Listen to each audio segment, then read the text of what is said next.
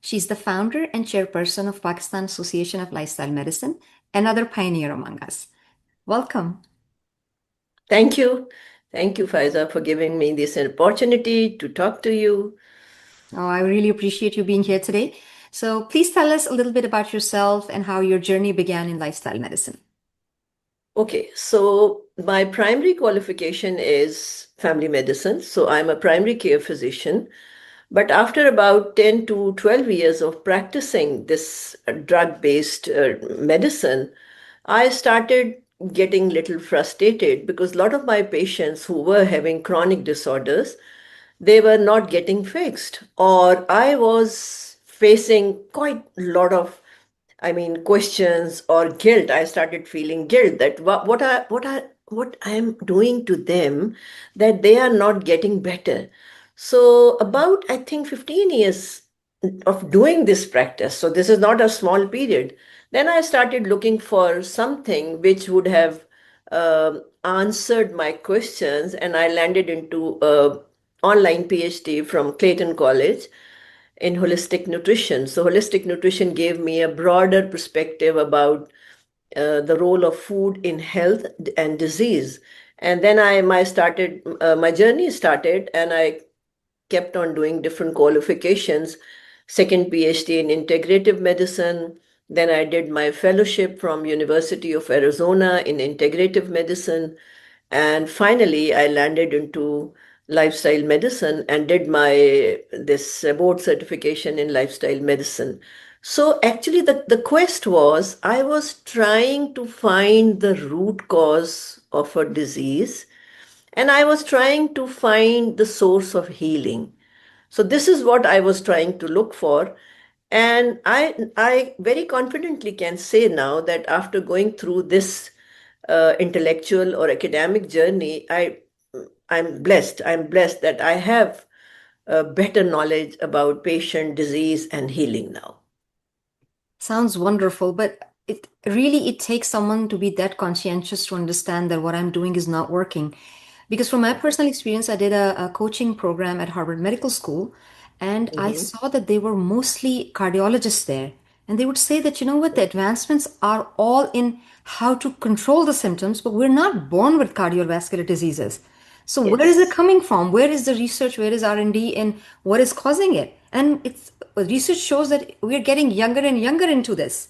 Something that would Yeah. start at 60, 65, or a certain lifestyle. See that a 45-year-old would have it, and there would be Yeah. apparently no causes for it. So unless there Mhm. was this holistic or therapeutic system, you would not figure it out. So wonderful. Yeah. I think this is amazing that you started on this. Specific to my research for autoimmune disorders, in your Yeah. experience working with clients who have autoimmune disorders, how Mhm. does stress tend to influence their symptoms, coping capacity, and overall well-being? If I share with you, we know that there are multiple causes for autoimmune disorders, especially the genetic predisposition and immune system and environmental factors. But my observation is that stress plays a very important role. And I talk about, this is a very specific characteristic of the history taking of lifestyle medicine, that we do talk about past medical history. And past medical history talks about emotional traumas. And I have found that childhood history, teenage history is normally, most of the patients with autoimmune, they have some kind of traumas in their life. Mm, And that has led to the disturbance in the system, which is called PNI, psychoneuroimmunology. So yes. stress is there. But the beauty of our system is, the beauty of human body is that stress can be managed bi-directionally. I mean, if somebody is negative, yes, the autoimmune disorder will flourish. If somebody is working hard to convert his or her negative emotions into positive emotions, the same disease cycle will break. Sooner or later, Interesting. Okay. yes, yes, this is what I do, and I get amazing results. This is so wonderful because this is the first time I've heard it. Yesterday too, I Yeah. was looking on my website and it says like manageable, not curable. And I was like, how do you write something like that? So I corrected it to may not be curable, but manageable. But you cannot give it such a firm statement that you cannot cure it at all. But I think it's one of those things with like every other illness that you do not hope for it to go away. You have to actively work on healing and look for the sources. So for Yes. me, that is the quest that I want to reach out and see that what can you do.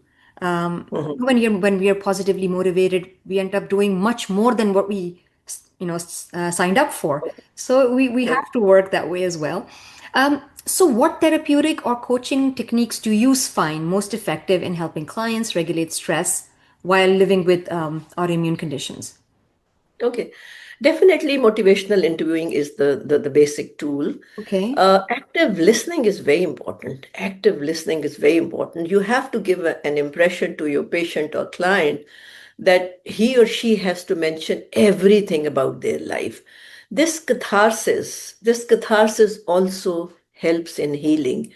Let me define the difference between healing and treatment here before we proceed. Sure. Treatment is without within.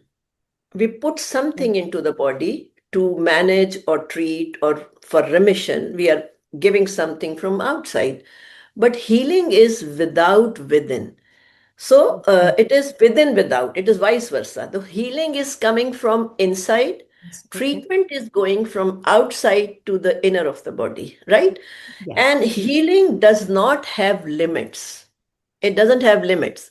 Sometimes when I start working on a patient, with my medical mind, I have limited range of that patient getting better. I think, oh, okay, that I think he'll get only 30% better, but the patient gets about 70% better Mm. because the healing is activated. Okay. Patient has got very strong faith. Okay. Patient has turned his or her psyche into a positive psyche.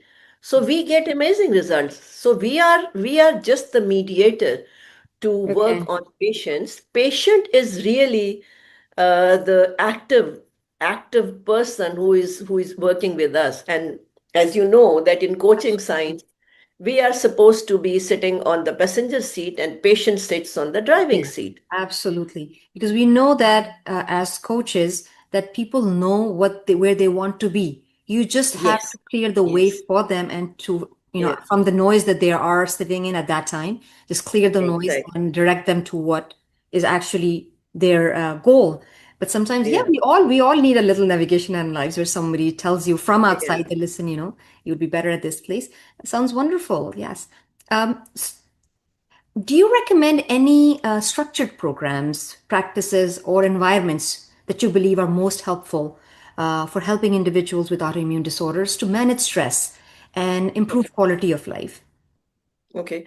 The program which I offer, which is called Swipe, it is based on the principles of chronomedicine.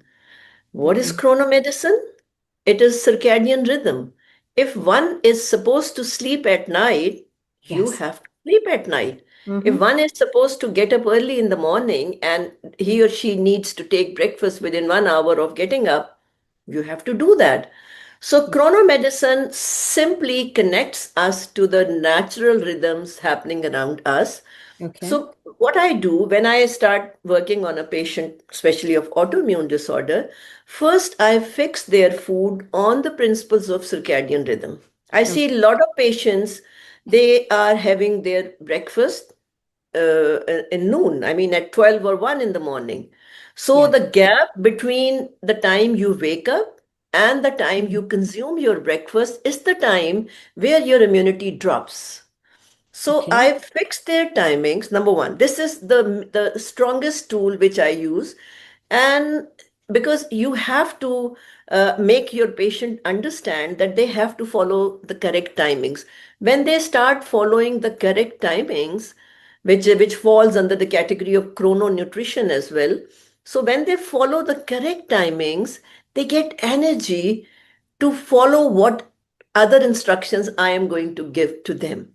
Okay. Because initially, if I tell them, no, you have to start thinking about yourself, consume more time for your exercise. So they look at me with blank eyes and they say, oh, she doesn't know what the hell I'm going through. So Yes. ideally, so when I organize their food, the Yes. absorption and assimilation of food is optimized.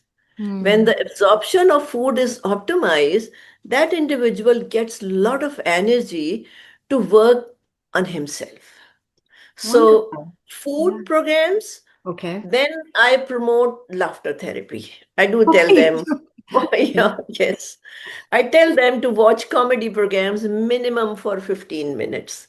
Okay. Then, if they have got an inclination for religion, I do advise them to listen to Surah Rahman. Okay. If they are religious, I do tell them to recite the Sharif. Okay. And definitely, yeah, definitely exercise. 20 minutes of walk is compulsion for them. So I don't listen to any excuses and always tell them. I just use a terminology wall to wall. They say no, the weather is very. I mean, it's very hot outside. I Yes. tell them, okay, start walking in your room. Start from one wall of your room to the other Mm-hmm. wall. But there is no excuse for omitting the walk. The walk, and sleep is very important.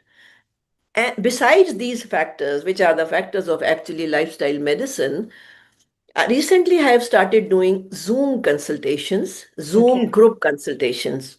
Mm-hmm. And I'm surprised. I was expecting that the patients might not be happy because they might be looking for my exclusive time with them.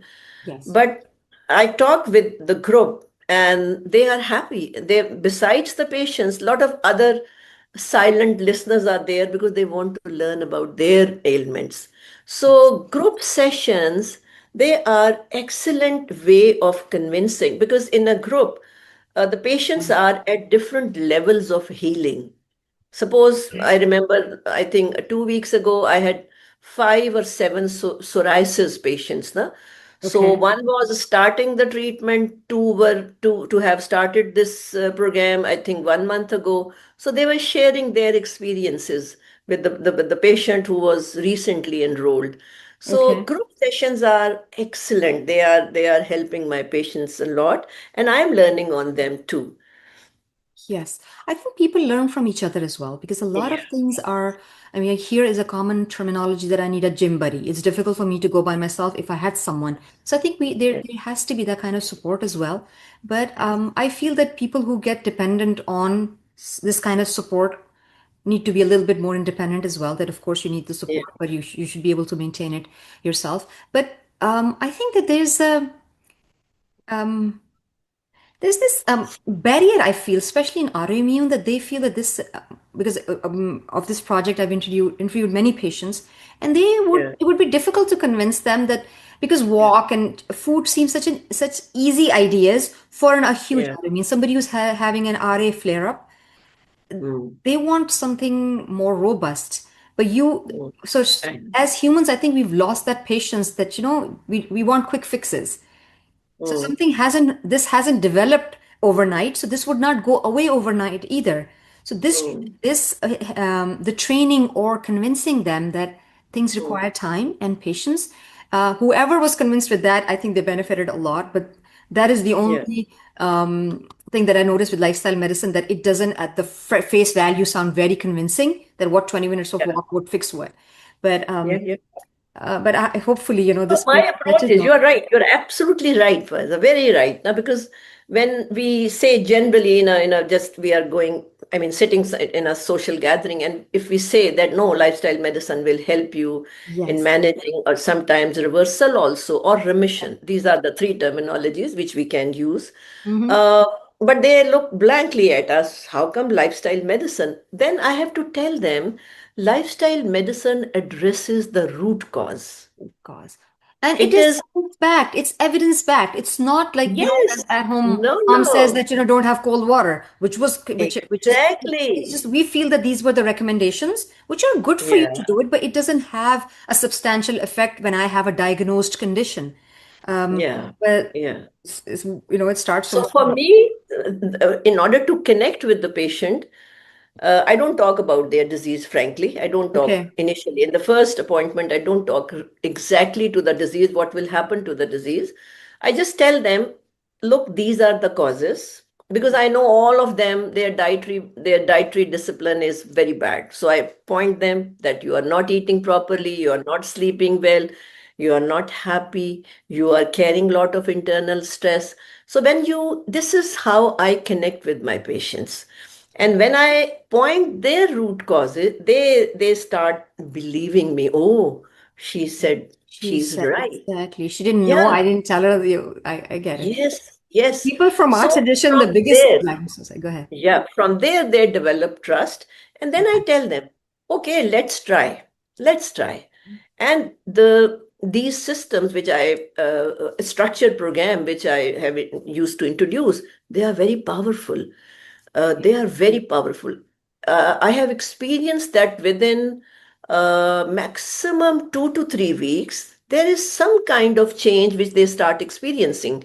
And well-being is the number one symptom, which all of them tell me that we Yes, are feeling good now. feeling good, We are right? feeling good. So the feeling of well-being itself becomes a stimulus for them to True. follow.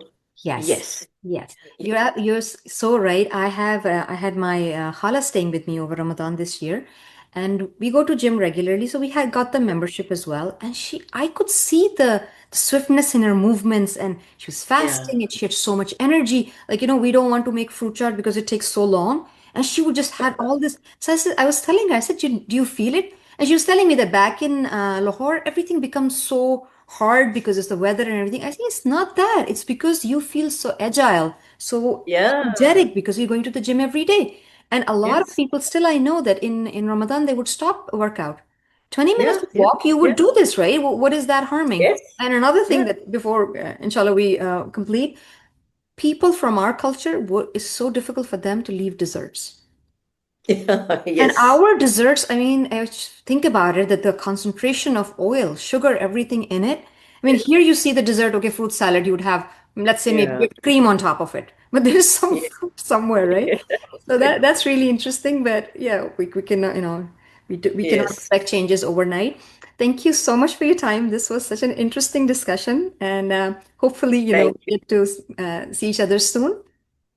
Have a Thank you wonderful very day. much. It was lovely talking to you. It was lovely So, talking to you. all Thank the you. best wishes for your project, whatever you are planning for. Thank you. Thank you so much.